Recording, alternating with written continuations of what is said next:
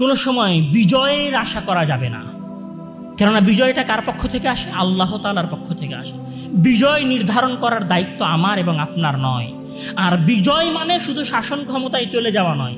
বিজয় মানে কি? বিজয় মানে মহান আল্লাহ তাআলা বলছেন যে ইয়া আইয়ুহাল্লাযীনা আমানু ইন তানসুরুল্লাহা ইয়ানসুরুকুম ওয়া ইউসাব্বিত আকদামাকুম। যদি তোমরা আল্লাহ তাআলাকে সাহায্য করো তাহলে আল্লাহ তাআলা তোমাদেরকে সাহায্য করবে, তোমাদেরকে বিজয় দান করবে। সেই বিজয়টাকে ইউসাব্বিত আকদামাকুম, সত্যের উপরে তোমাদের পাকে মজবুত করে দেবে। মানে সত্যের উপর দৃঢ় থাকতে পারাটাই হচ্ছে ইসলামের সবচেয়ে বড় বিজয়।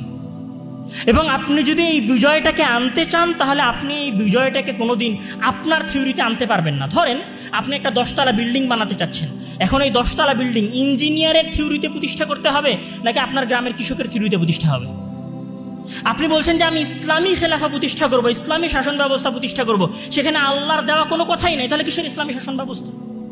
মহান আল্লাহ তাআলা বলছেন যে ওয়ামান নাসরু ইল্লা মিন ইনদিল্লাহ, যে ইন্নাল্লাহা আজিজুন হাকিম, যে বিজয় আসবে শুধুমাত্র আল্লাহ তাআলার পক্ষ থেকে। এখন চেষ্টাই তো আল্লাহ তাআলার জন্য কিছুই নাই। আপনি হচ্ছেন এক ইসলামী দলের নেতা, আপনার হচ্ছে দাড়ি চাচা, আপনার প্যান্ট হচ্ছে টাকনোর নিচে, আপনি দুই পাশে নারীকে নিয়ে বসে আছেন, এটা তো ইসলাম না। তাহলে এই থিওরির মাধ্যমে কোনোদিন ইসলামিক বিপ্লব আসবে না। তাহলে আপনাকে সম্পূর্ণভাবে ইসলামে ফিরে যেতে হবে, তাহলে এখানে ইসলামিক বিপ্লব সম্ভব হবে।